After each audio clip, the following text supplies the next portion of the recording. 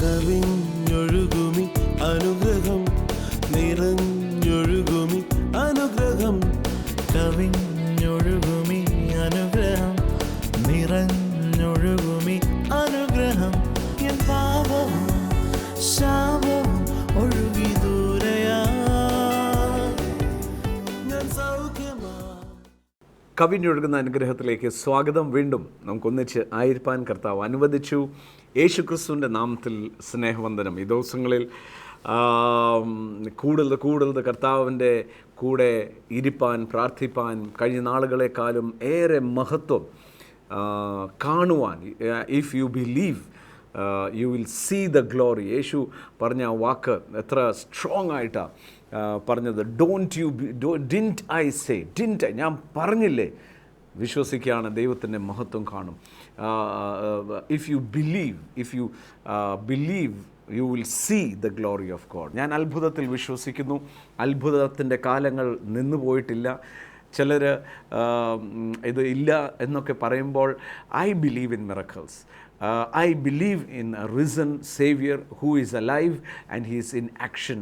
എവിടെയോ മാറി സ്വർഗത്തിലിരിക്കുന്നവനല്ല അല്ല. ഞാനോ ലോക അന്ത്യത്തോളം എല്ലാ നാഴികയിലും നിങ്ങളുടെ കൂടെ കാണുമെന്ന് പറഞ്ഞാൽ യേശു എപ്പോഴും നമ്മുടെ കൂടെ ഉണ്ട്. സോ ഈ പ്രഭാതത്തിൽ cheer up, Jesus is alive, God is with us. കർത്താവ് നമ്മുടെ കൂടെ അനുകൂലമായി നിൽക്കുന്നത് കൊണ്ട് ആർക്കും പ്രതികൂലമായി നിൽക്കാൻ സാധിക്കത്തില്ല. സോ ഇന്നത്തെ കർത്താവ് ഹൃദയത്തിൽ തന്നിരിക്കുന്ന മെസ്സേജ് പറയുന്ന മുമ്പേ ഒരു കാര്യം വളരെ സ്പഷ്ടമായി കഴിഞ്ഞ ദിവസങ്ങളിൽ പറഞ്ഞു. വീണ്ടും ഞാൻ ആവർത്തിച്ച് പറയാം. You are going to experience riches of the goodness of Jesus Christ. It will be എന്നാ പറയേണ്ടിയേ, നന്മയുടെ ഐശ്വര്യം എന്നാണ് റോമൻ 2:4 പറഞ്ഞിരിക്കുന്നത്. നന്മയുടെ ഐശ്വര്യം എന്ന് പറഞ്ഞാൽ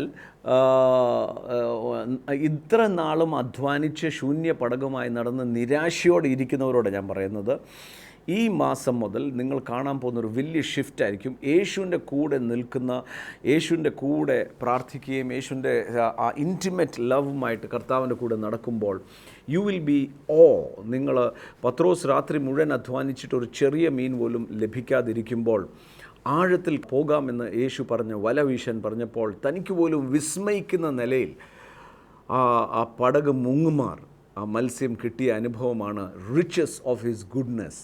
പത്രോസ് നല്ലവനായതുകൊണ്ടല്ല, യേശു നല്ലവനായതുകൊണ്ട്. സോ നമ്മുടെ നന്മ കൊണ്ടല്ല വാസ്തവത്തിൽ നമ്മുടെ മേൽ അനുഗ്രഹം വരുന്നത്, നമ്മുടെ മേൽ കരുണ ചൊരിയുന്നത്. പലപ്പോഴും പലരും വിധിക്കാറുണ്ട്. ഞാൻ അങ്ങനെയൊന്നും അല്ല, ഞാൻ കുറച്ചുകൂടെ വിശുദ്ധനാണ്. ഈ സാധാരണ കുറ്റം പറയുന്നവരെ കുറിച്ച് എനിക്ക് ഉറപ്പുണ്ട്. അവർ നമ്മളെക്കാളും മെച്ചമായതുകൊണ്ടാണല്ലോ കുറ്റം പറയുന്നത്. നമുക്ക് വേറെ ആരെയും വിധിക്കാനുള്ള റൈറ്റില്ല. ചിലരെ കാണുമ്പോൾ ഇങ്ങനെ പറയും, തങ്കുബ്രദറിൻ്റെ TV പ്രോഗ്രാമിൽ ഒരു പ്രത്യേകതയുണ്ട്, ആരെയും വിമർശിക്കാറില്ല, ആരെയും വിധിക്കാറില്ല. അതിന് കാരണം മറ്റൊന്നുമല്ല, ഞാൻ തന്നെ നിൽക്കുന്നത് കർത്താവിൻ്റെ കരുണയല്ല, ഞാൻ തന്നെ നിൽക്കുന്നത് കർത്താവിൻ്റെ നന്മ കൊണ്ടാണ്. So I am no one to judge. കർത്താവിൽ ആയത് കൊണ്ട് ഞാൻ ദിനംതോറും the Lord is turning me to more and more to himself. So riches of goodness,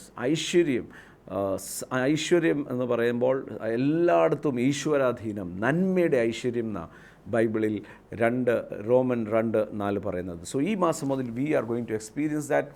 അത് ലഭിക്കുമ്പോൾ മനസ്സിൻ്റെ അകത്തൊരു കാര്യം ഉറപ്പിച്ചോണം, നമ്മുടെ നന്മ കൊണ്ടല്ല, കർത്താവായ യേശു ക്രിസ്തുവിൻ്റെ നന്മ, അവൻ നന്മ ഉള്ളവൻ ആയതുകൊണ്ടാണ്. പ്രാർത്ഥന എന്ന് പറയുന്നത് ഒരു കാര്യസാധ്യത നടക്കുന്ന, അല്ലെങ്കിൽ ഇന്നത്തേക്ക് ഉള്ള കാര്യത്തിന് വേണ്ടിയുള്ളൊരു കാര്യമായിട്ട് കാണാതെ പ്രാർത്ഥന ഒരു ഇൻവെസ്റ്റ്മെൻറ്റായിട്ട് കണ്ടാൽ, ഇത് ദൈവരാജ്യത്തിലെ സംബന്ധിച്ച് മുഴുവൻ നിങ്ങൾ തിരുവെഴുത്ത് വായിക്കുമ്പോൾ വിതയും കൊയ്ത്തുമാണ്. വിതയ്ക്കുന്നു, കൊയ്യുന്നു. പ്രാർത്ഥനയും ഒരു വിതയാണ്. നമ്മൾ പ്രാർത്ഥന വിതയ്ക്കുമ്പോൾ ഇന്ന് അതിൻ്റെ റിസൾട്ട് കാണത്തില്ലായിരിക്കാം. അതുകൊണ്ടാണ് പലരും പ്രാർത്ഥനയെ നിരാശപ്പെട്ടു പോകുന്നത്. ഇൻസ്റ്റൻറ്റ് റിസൾട്ട് കാണത്തില്ല. വെറുതെ കുറേ നേരം ഇരുന്ന് കർത്താവിൻ്റെ സന്ധിയിൽ പ്രാർത്ഥിക്കുകയും തിരുവെഴുത്ത് വായിക്കുകയും അന്യഭാഷയിൽ ആരാധിക്കുകയും ഒക്കെ ചെയ്യുമ്പോൾ ഇൻസ്റ്റൻറ്റേനിയസ് റിസൾട്ട്സ് കണ്ടേക്കാം ചില കാര്യങ്ങൾ, പക്ഷേ ആ പ്രതീക്ഷിച്ച അത്രയും കാണുന്നില്ല. അതുകൊണ്ട് ഒരു മടുപ്പ് വരും, പ്രാർത്ഥന നിർത്തും. പക്ഷേ ഞാനൊരു കാര്യം ഓർമ്മിപ്പിക്കാം, ഇൻസ്റ്റൻ്റ് അല്ല. നമ്മളൊരു മാവ് നട്ടാൽ മാവ് പിറ്റേ ദിവസം മാങ്ങ പറിക്കാൻ പറ്റത്തില്ല. അതുപോലെ തന്നെ പ്രാർത്ഥന എന്ന് പറയുന്ന ഒരു ഇൻവെസ്റ്റ്മെൻറ്റാണ്. ഞങ്ങളുടെ ജീവിതത്തിലെ കർത്താവിൻ്റെ വേലയെന്ന് പറയുന്നത് ഒരു ഇൻവെസ്റ്റ്മെൻറ്റാണ്.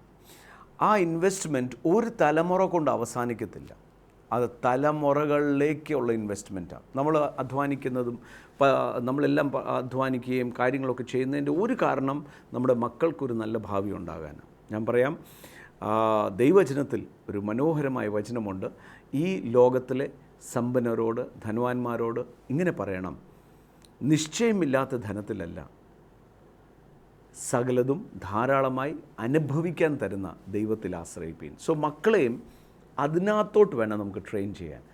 പൈസ ഇങ്ങനെ ഉണ്ടാക്കാം, പൈസ അങ്ങനെ ഉണ്ടാക്കാം, പൈസയാണ് വലുതെന്ന് പറഞ്ഞ് എസ്പെഷ്യലി പിള്ളേരുടെ മുമ്പിൽ അത് പറയരുത്. അവരെ മുഴുവൻ കർത്താവിലോട്ട് ആശ്രയിക്കാൻ പഠിപ്പിച്ചാൽ അവരുടെ ജീവിതത്തിലും അവർ മക്കളെ പഠിപ്പിക്കാൻ പോകുന്നത് ദൈവത്തിൽ ആശ്രയിപ്പീൻ, എന്നാൽ സകലതും ധാരാളമായി അനുഭവിക്കുവാൻ കർത്താവ് ദാനം ചെയ്യും.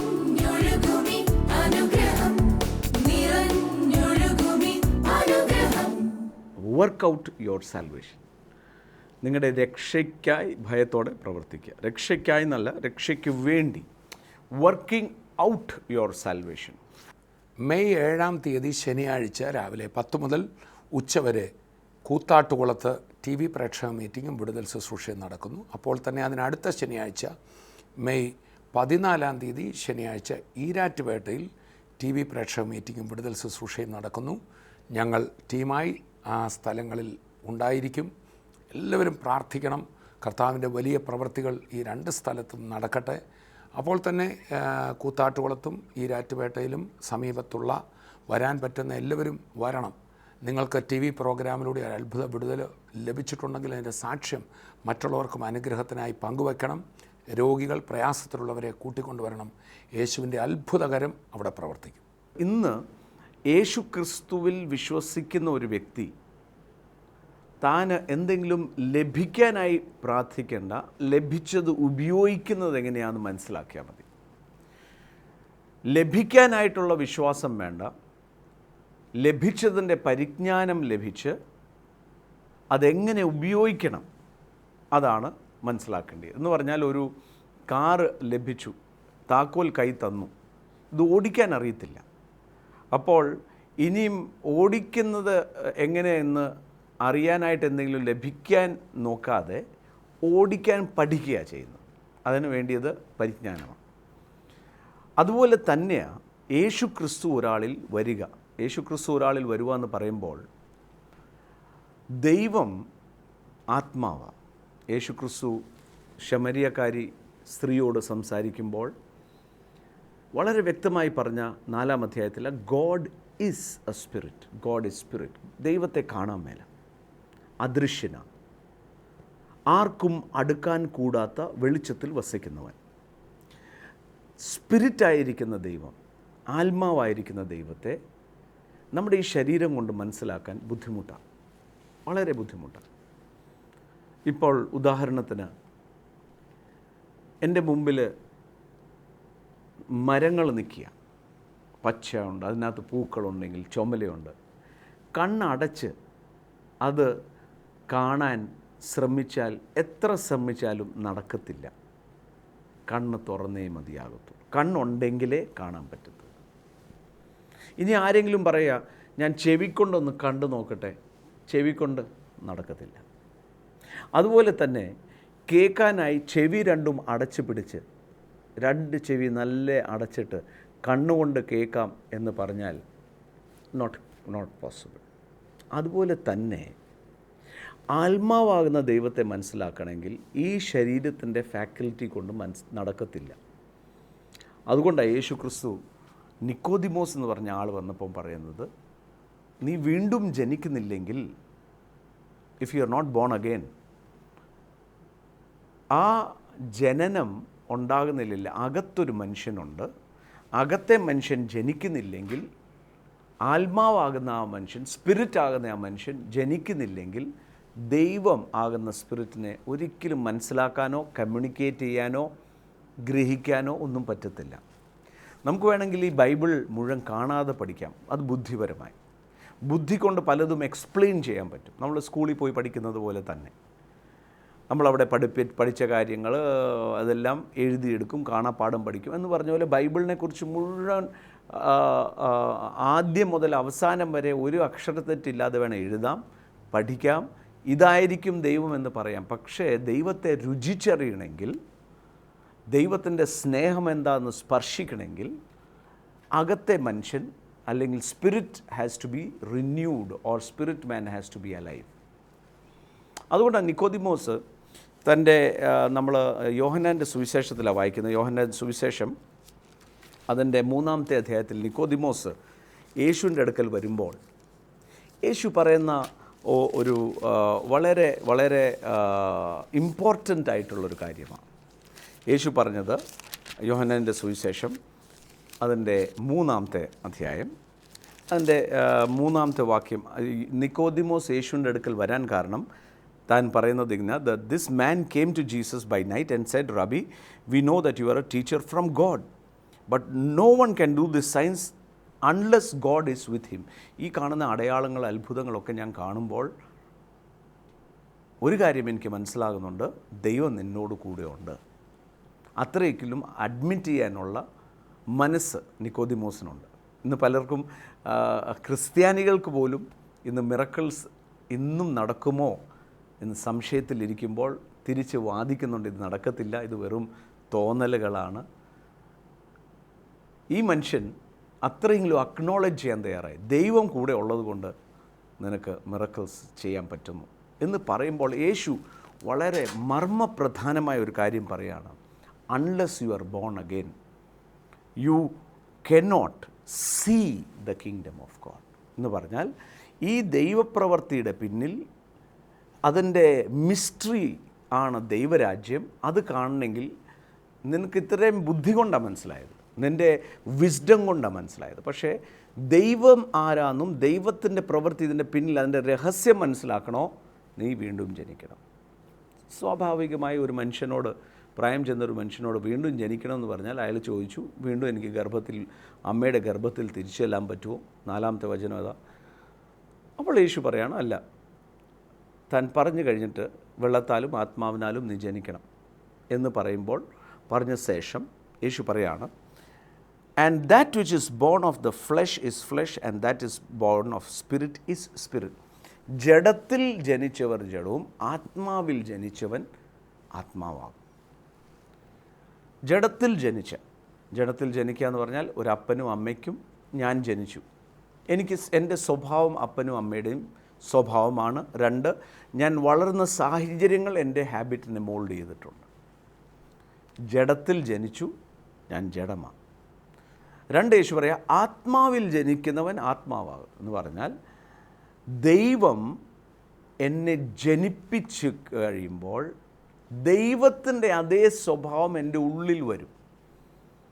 അത് നിത്യമാണ്, അത് ഒരു ദിവസം കൊണ്ട് അവസാനിക്കുന്നതല്ല. ഈ ശരീരം താഴെ വീഴുമ്പോഴും ആത്മീയ മനുഷ്യൻ, ആ spirit man continues to live with the father. ദൈവം ജനിപ്പിച്ച ആത്മാവാകും. Now his thought has to be removed. Now ഈ റിന്യൂ ചെയ്യണം മനസ്സ്. കാര്യം അകത്തൊരു പുതിയ മനുഷ്യൻ ജനിച്ചിരിക്കുക. ആ പുതിയ മനുഷ്യൻ ജനിച്ചത് എങ്ങനെയാണ്? എഫീഷ്യർക്ക് എഴുതിയ ലേഖനത്തിൽ പറയുന്നു, നീതിയിലും വിശുദ്ധിയിലും ദൈവാരൂപനായി സൃഷ്ടിക്കപ്പെട്ടിരിക്കുകയായത്, ന്യൂ ക്രിയേഷനായത്. അതുകൊണ്ട് യോഹന്നാൻ സുവിശേഷം 1-ാം അധ്യായത്തിൽ പറയാണ്, യേശുവിനെക്കുറിച്ച് പറയുമ്പോൾ വചനമായിരുന്നു, വചനം ദൈവത്തോടു കൂടെയായിരുന്നു, വചനം ജഡമായി തീർന്നു. ആ ജഡമായി തീർന്നു എന്ന് പറഞ്ഞതിന് അതിൻ്റെ മുൻപായി ഇങ്ങനെ പറയാണ്, and those who received him, അവനെ കൈക്കൊണ്ട, യേശുവിനെ കൈക്കൊണ്ട്. കൊരിന്ത്യർക്ക് എഴുതിയ ലേഖനത്തിൽ പറയാണ്, ഈ ജഡിക മനുഷ്യൻ അല്ലെങ്കിൽ പ്രാകൃത മനുഷ്യൻ യേശുവിനെ ഹൃദയത്തിൽ സ്വീകരിച്ചിട്ടില്ല. എന്തുകൊണ്ട് യേശുവിനെ സ്വീകരിക്കുമ്പം ഈ അത്ഭുതം സംഭവിക്കുന്നു എന്ന് പറഞ്ഞാൽ, it is Jesus who paid the price of redemption. രക്തം കൂടാതെ ദൈവത്തിൻ്റെ മുമ്പിൽ പാപത്തിൻ്റെ മോചനത്തിന് വില രക്തമാണ്, ജീവന് പാപത്തിൻ്റെ ശമ്പളം മരണമാണ്, അതിന് ജീവൻ പകരുന്നത് ലൈഫ് ഗിവിങ് സ്പിരിറ്റ് ആകുന്നത്. അതുകൊണ്ടാണ് കൊരിന്ത്യർക്ക് എഴുതിയ ലേഖനം 15-ാമത്തെ അധ്യായം അതിൻ്റെ 45-ാമത്തെ വാക്യം ഇങ്ങനെയാണ് പറയുന്നത്. So it is written that the first Adam became A living being, but the second Adam, the last Adam, became A life giving spirit.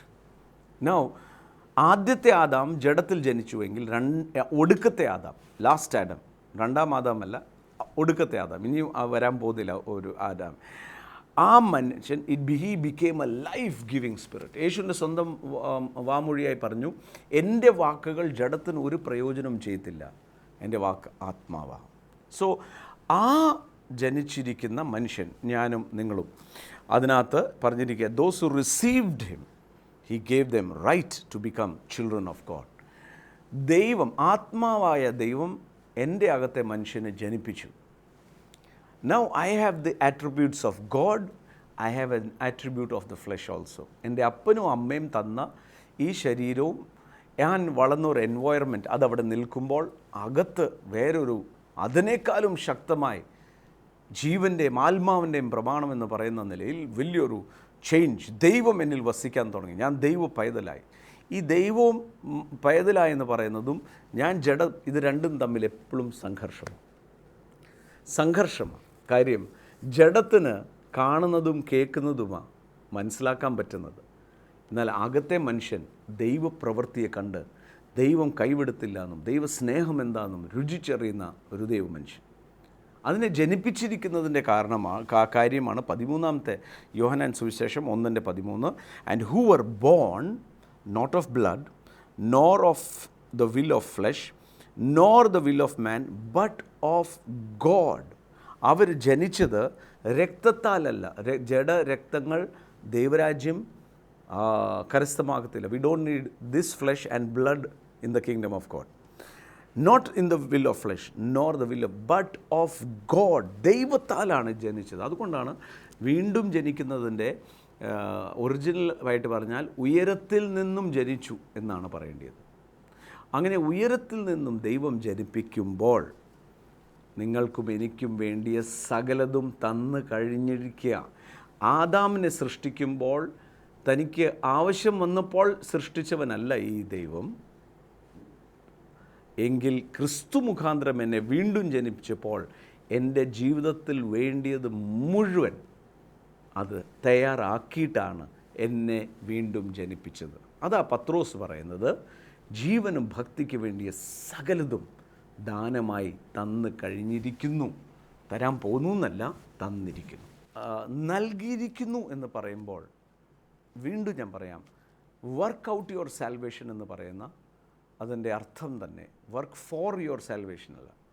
അകത്ത് രക്ഷയോട് കൂടെ ഈ നിത്യജീവൻ അകത്ത് വന്നതോടെ എൻ്റെ അകത്ത് ജീവനും ഭക്തിക്ക് വേണ്ടിയ സകലതും ദാനമായി തന്നു. ഇനി വെറും മനുഷ്യനല്ല ഞാൻ, വെറും മനുഷ്യനല്ല.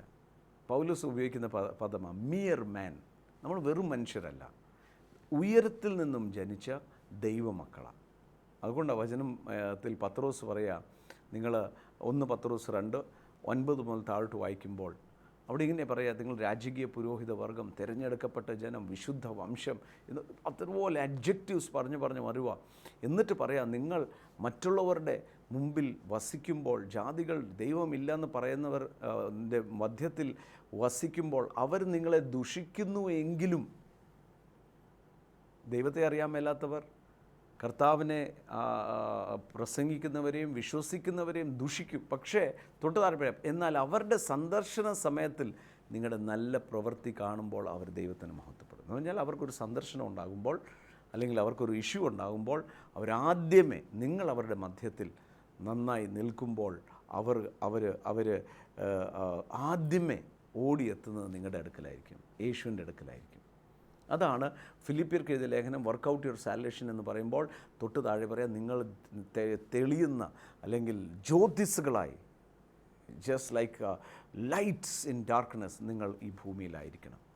അതുകൊണ്ടാണ് പൗലോസ് പ്രാർത്ഥിക്കാൻ പഠിപ്പിക്കുന്നത്, പിതാവേ, എൻ്റെ ഹൃദയക്കണ്ണ് പ്രകാശിപ്പിച്ച് ജ്ഞാനത്തിൻ്റെയും വെളിപ്പാടിൻ്റെയും ആത്മാവിനാൽ എന്നെ നിറയ്ക്കണമേ. വീണ്ടും ഞാൻ ആവർത്തിച്ച് കൺസൈസായിട്ട് ഞാൻ പറയാം, ഇന്ന് കിട്ടാനായി പ്രാർത്ഥിക്കേണ്ട, കിട്ടിയതിനെ ഉപയോഗിക്കാനായിട്ട്, എന്നിങ്ങനെയൊക്കെ ഇത് ഉപയോഗിക്കാൻ, അത് മനസ്സിലാക്കാൻ കർത്താവുമായിട്ട് വ്യക്തിപരമായ ഒരു കൂട്ടായ്മ അഥവാ പ്രാർത്ഥന ജീവിതം കൂടാതെ ഒന്നും സാധിക്കത്തില്ല. Let us B intimate with Jesus Christ. അങ്ങനെയാണ് വലിയ കാര്യങ്ങൾ കർത്താവ് നമ്മുടെ ജീവിതത്തിൽ ചെയ്തെടുക്കുന്നത് കണ്ട്, അതായത് it is God who is working എന്നാണ് വചനത്തിൽ പ്രവർത്തിച്ചുകൊണ്ടിരിക്കുന്ന ദൈവം.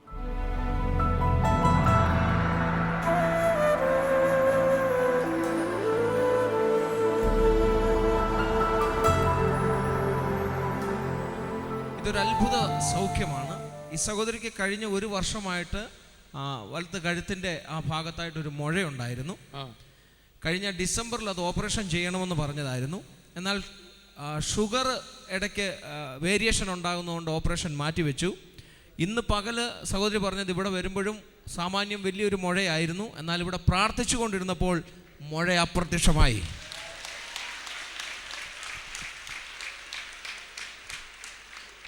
എത്ര നാളായിട്ട് ഇതുണ്ടായിരുന്നു സിസ്റ്ററെ? ഒരു വർഷമായി. ഒരു വർഷം കൊണ്ട് ഉണ്ടായിരുന്നു. ഡിസംബർ 2-ാം തീയതി ഓപ്പറേഷത്തിന് എഴുതി മെഡിക്കൽ കോളേജിൽ. അപ്പോൾ ഷുഗർ 450, അതിൽ താഴുന്നില്ല. ഇൻസുലിൻ 38, 28 ആക്കിയിട്ടും താഴുന്നില്ല. അപ്പോൾ ഓപ്പറേഷൻ മാറ്റി വെച്ച് അത് കഴിഞ്ഞ് പിന്നെ ഞാൻ മെഡിക്കൽ കോളേജിൽ പോകാതെ ഇവിടെ ഒരു ഡോക്ടറെ കാണാൻ വേണ്ടി പോയി. അപ്പോൾ ആ ഡോക്ടർ പറഞ്ഞ് ഇത് തലയുടെ ഭാഗത്ത് ഇവിടെ ആയത് കാരണം ഓപ്പറേഷൻ ചെയ്താൽ അത് ബുദ്ധിമുട്ടാണ്, അപ്പോൾ അത് ഓപ്പറേഷൻ ചെയ്യേണ്ടെന്ന് അങ്ങനെ. അപ്പോൾ ഇതിന് മുമ്പ് ഒരു 2 മാസത്തിന് മുമ്പ് ഞാനിങ്ങനെ രാത്രി ഇങ്ങനെ കിടന്നപ്പോൾ നിന്റെ ദേഹത്ത് കത്തി വെക്കില്ല എന്ന് എന്നോട് രാത്രി സംസാരിച്ചു. ആര് സംസാരിച്ചു? യേശു സംസാരിച്ചു. അപ്പം ഞാനിങ്ങനെ എല്ലാവരോടും പറഞ്ഞ് എനിക്ക് ഓപ്പറേഷൻ ചെയ്യേണ്ടി വരില്ല. പിന്നെ എങ്ങനെ ചെയ്യാനാ? അപ്പം ഇന്ന് രാവിലെ ഇങ്ങോട്ട് വന്നപ്പോൾ ആ മുഴ പെട്ടെന്ന് വലുതായിരുന്നു. അപ്പം ഞാൻ ഇവിടെ വന്നപ്പോൾ എനിക്കിന്ന് സൗഖ്യം കിട്ടുമെന്ന് എനിക്ക് സ്വയം എനിക്കൊരു തോന്നിയായിരുന്നു. ഞാൻ അങ്ങനെ ഇരുന്ന് പ്രാർത്ഥിച്ചുകൊണ്ടിരുന്ന് ഇപ്പോൾ കൈവച്ച് പ്രാർത്ഥിച്ചു. ഇപ്പോൾ ആ മുഴ അവിടെ ഇല്ല. എന്തൊരു അത്ഭുത കർത്താവ് ചെയ്തേ. ആ സഹോദരി നേരത്തെ തന്നെ പ്രാർത്ഥിച്ചു, കർത്താവ് ഉള്ളിൽ ഉറപ്പ് കൊടുത്തു, കത്തി വെക്കത്തില്ലെന്ന്. നമുക്ക് കരമടിച്ച് കർത്താവിനെ സ്തുതിക്കാം. തോമസിൻ്റെ ഒരു അത്ഭുത സൗഖ്യം നടന്നിരിക്കുക. തോമസിനോട് വന്ന് പ്രാർത്ഥിച്ചപ്പോൾ ഇങ്ങനെ പറഞ്ഞു, മൂക്കിനകത്ത് ദശ വളരുന്നവരെ കർത്താവ് സൗഖ്യമാക്കിയെന്ന് പറഞ്ഞു. ഈ സഹോദരി നാളുകളായിട്ട് മൂക്കിനകത്ത് ദശ വളരുന്നതുകൊണ്ട് ശ്വാസം വിടാൻ ബുദ്ധിമുട്ടുണ്ടായിരുന്നു. ഏപ്രിൽ മാസം 11-ാം തീയതി ഓപ്പറേഷൻ നിശ്ചയിച്ചിരുന്നതാ.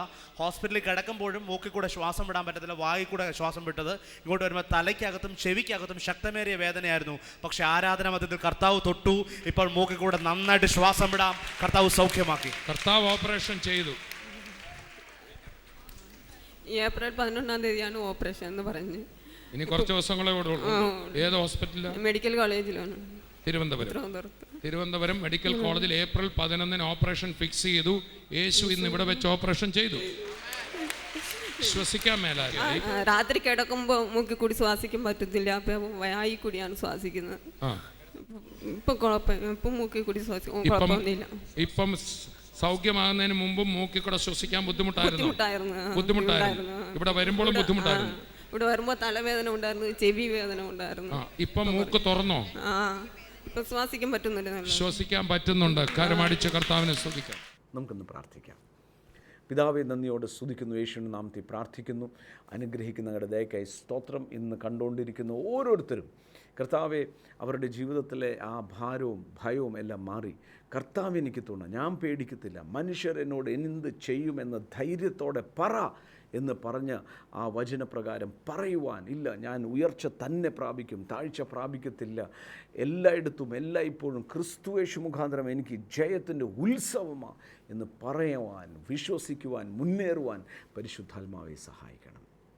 പ്രാർത്ഥിക്കാനുള്ള ഹൃദയം തരണം, വചനം വായിക്കാനുള്ള മനസ്സ് തരണം എന്ന് പ്രാർത്ഥിക്കുന്നു. അപ്പോൾ തന്നെ ഇന്നും 2 പേർ ഐക്യമത്യയോടെ ഈ ഭൂമിയിൽ ഒരു കാര്യത്തിന്മേൽ സംബന്ധിച്ചാൽ നൽകാം എന്ന് പറഞ്ഞ കർത്താവ്, യേശുവിൻ്റെ നാമത്തിൽ ഞങ്ങൾ ഒരുമനപ്പെടുന്നു. ശാരീരികമായ എല്ലാ അസ്വസ്ഥതകളും ഇപ്പോൾ തന്നെ മാറട്ടെ. യേശു ക്രിസ്തുവിൻ്റെ നാമത്തിൽ അത്ഭുത സൗഖ്യങ്ങളുണ്ടാകട്ടെ. ഇന്നത്തെ പകലും ഈ ആഴ്ചയിലും ചില വിഷയങ്ങളുടെ മുമ്പിൽ നിൽക്കുന്നവർ യേശുവിൻ്റെ നാമത്തിൽ കർത്താവെ, അങ്ങയുടെ നാമം വിളിക്കുമ്പോൾ തന്നെ അവിടെ ഒരു അത്ഭുതം പ്രവർത്തിക്കണം എന്ന് യേശു മുഖാന്തരമായി പ്രാർത്ഥിക്കുന്നു. കർത്താവിൻ്റെ കരുണയ്ക്കായി സ്തോത്രം. യേശു ക്രിസ്തുവിൻ്റെ നാമത്തിൽ തന്നെ ആമേൻ. കർത്താവ് ധാരാളമായി അനുഗ്രഹിക്കട്ടെ. വീണ്ടും കാണും വരെയും കർത്താവിൻ്റെ സകല നന്മകളാലും നിറയ്ക്കണം എന്ന് യേശു മുഖാന്തരമായി പ്രാർത്ഥിക്കുന്നു. ആമേൻ.